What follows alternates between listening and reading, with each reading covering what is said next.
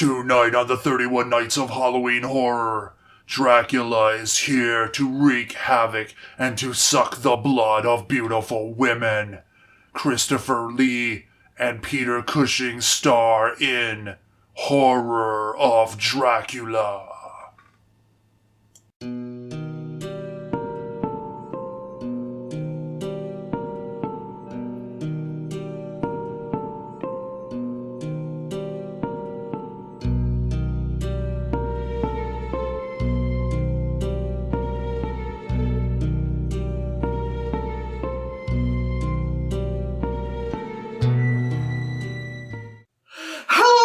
And welcome to another episode of the 31 Nights of Halloween Horror! Unchained from the Content Nazis! Episode number 30! Yes, episode 30! We are so close. We are on All Hallows Eve. And, oh man, I can see the finish line. I can almost reach it. But, alas, tonight, coming off of last night's, disappointing satanic attraction, I mean, you gotta murder young girls to get their blood so that you can resurrect your twin sister for some twincest. Yeah, anyways. So tonight, I thought, you know what? I don't think I have reviewed a Hammer film, and I love Hammer films. And so I thought, you know what? I am going to have to rectify that. So tonight's episode, I am reviewing the classic Horror of Dracula. Yes, Horror of Dracula. What is Horror of Dracula about? And I said Horror of Dracula, not something else of Dracula. That would be a completely different movie, though I'd actually want to watch that. Anyway, so it is basically a retelling or reimagining of Bram Stoker's book Dracula, where we have Jonathan Harker heading off to Dracula's castle, except this time he's not there just to do business. He's there to kill the bastard. However, he finds a beautiful lady. She's pleading with him to help her out. She's a victim. She is a prisoner in Dracula's castle. But, of course, it's a trick, and he is bitten on the neck. And he decides, before I succumb to the vampirism, I need to quickly dispatch with the vampires. And, of course, he finds their resting place, and he chooses to kill the lady first instead of the Count. And of course, the sun is going down, and he's got to hurry up. He kills her, stakes her through the heart, and then turns his attention to Dracula. Of course, he's risen from his crypt and is ready to, get his vengeance on him. So, key lesson, people. Always go for the big bad first, and then kill the minion afterwards. I mean, especially if the sun's going down real fast. Anyways, so, of course, Dr. Van Helsing, who has been training young Jonathan Harker in the vampire murder arts, finds him in Dracula's castle and, has got to finish him off. So, going back home, of course, Jonathan is pledged to be married to young Lucy. Dr. Van Helsing has to come and, give the bad news. And Lucy's brother Arthur and his lovely wife Mina take the news rather poorly. Unfortunately, the doctor's not able to tell Lucy herself because she just has all of a sudden come ill with a strange anemia-type disease. And of course, we know it's Dracula coming back for revenge for the death of his mistress. He's going to make Jonathan's mistress, his undead slave, mind you. Well, of course, no one no one listens to the doctor's warnings, and Lucy ends up dead, and then turns her attention on the young daughter, Tanya. And, of course, when the father, Arthur, finds out that Tanya's seeing, Lucy, he checks and finds out that Lucy is indeed one of the undead, believing Dr. Van Helsing, and now it becomes clear that they must find Dracula and dispatch with him before any more misfortune occurs upon the family. And so Will they find Dracula before maybe he turns his sights on the lovely Mina? I don't know. You'll have to watch to find out. But let's get to those scores, shall we? Violence and gore. It is a 1 out of 5. Look, this is a movie that has the potential for a lot of gore, but they really don't do it. It's very subtle. There is some blood. You do see them stake the person. However, it's not too much. Very, very light. 1 out of 5. Shock value, honestly, it's 0 out of 5. I know they try with the music, and it's probably me kind of being a bit more immune to certain tricks. Like, I knew that when you were going to look into the crypt, it was going to either be empty or, someone else's. So, yeah, it's trying, but it didn't really hit me with any shock. So, plus familiarity with the movie and the plot. So, yeah, 0 out of 5. Plot, no, this is where it stands out. 4 out of 5. It is a really sleek, well-paced, quick retelling. It doesn't get into a lot of the other characters and a lot of the other kind of minutia of the original story. It's very razor-focused.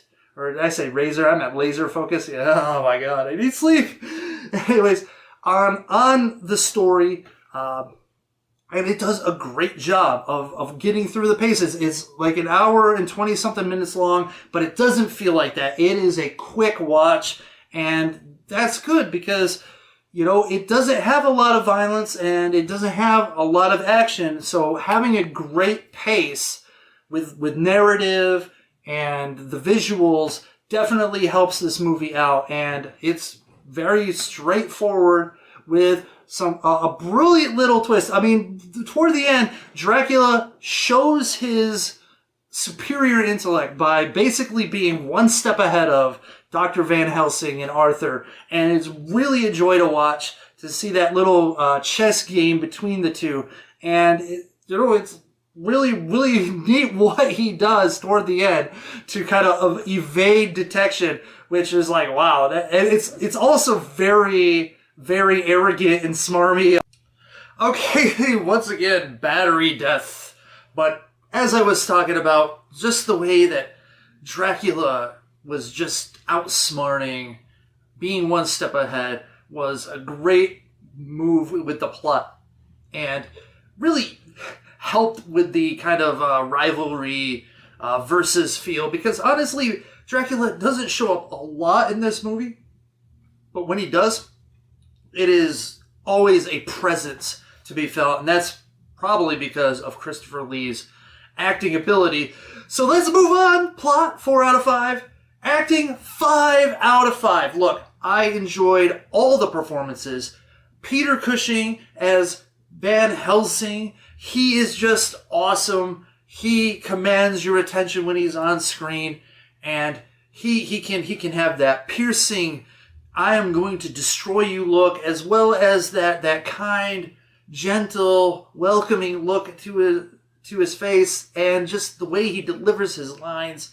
I just enjoy him in everything, and he is wonderful. Once again, Christopher Lee as Dracula. This is the beginning of his run as Dracula in Hammer Films, and honestly, he doesn't say a lot. He does a lot. He plays it almost like he's kind of a beast, and I enjoy that. It's great, and he's huge, and he's long, and he's lanky, and it just makes Dracula seem like this spider-like monster who's huge and imposing, and just the look, his gaze is hypnotizing.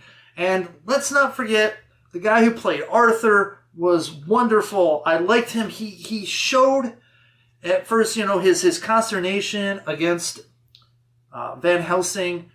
He didn't like how he explained Jonathan's death. He thought he was hiding something. Of course, he was hiding something, but he's not just going to come out and say vampire.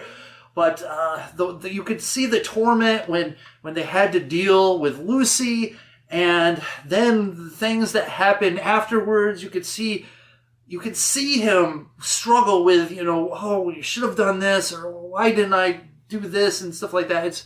He did a wonderful job. Awesome. A+ around the board, 5 out of 5. That takes us to Nudity, 0 out of 5. Okay, this is definitely not the kind of more exploitative hammerworks that are out there. I mean, later on, it did get more bloody. It did get a bit more tittied.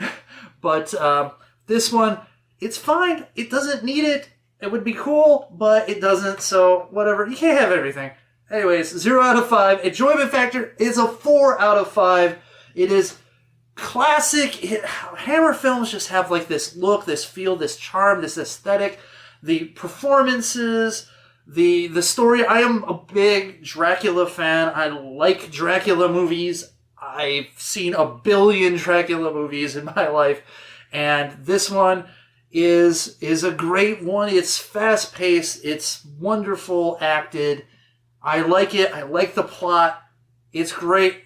4 out of 5. Yes, there are problems, of course, but still very enjoyable. 4 out of 5. My overall impression is 4 out of 5. It is entertaining. Yes, there are some things that are like, okay, this doesn't really work, and this is kind of a plot issue, but overall, it is a classic. It is a monumental film, introducing us to Christopher Lee's Dracula, Peter Cushing's Van Helsing, those two actors squaring off against each other.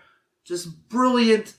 It was awesome. And honestly, it's a horror film that people who don't necessarily like things that are too scary, too violent, too sexual, can watch and enjoy, because they don't have to worry about that stuff. In fact, this could be something that you could have your 10-year-old kid watch.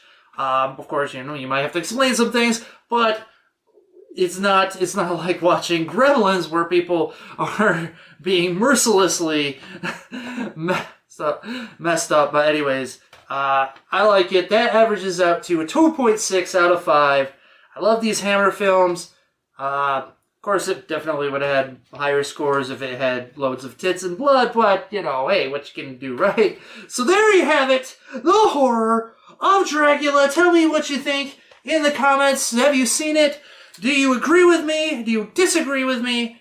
Do you just have a random thing to say? I don't know, but there it is! Technical difficulties aside, episode 30 is in the books! And tomorrow night will be the end of it all. If I even make it there, I don't know. But until then, Internet, you guys stay scary. And remember, always kill Dracula first. Worry about the minions later. The sun is going down fast. And I grabbed my water bottle for some reason. Holy cow, I am just, I am dying of tiredness. Holy shit. Anyways, until next time, Internet. Oh, gee.